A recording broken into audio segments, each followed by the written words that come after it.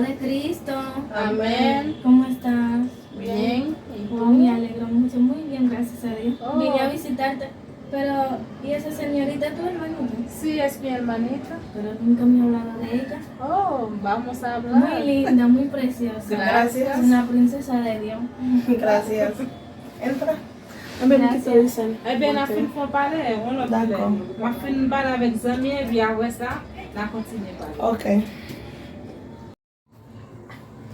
Kanya, non ki sa man flon metem la? Kanya risou ta dil ki l bagay menaj it apwe. Kanya nan sin ou vle metem la. Bon, pa pali nan fe. Bon, sa e. Men nan fe tout an sa l'ekol. Li fini l'ekol li nan universite kanya pou l ta dil li ba nan menaj it apwe. Bon, mette tot.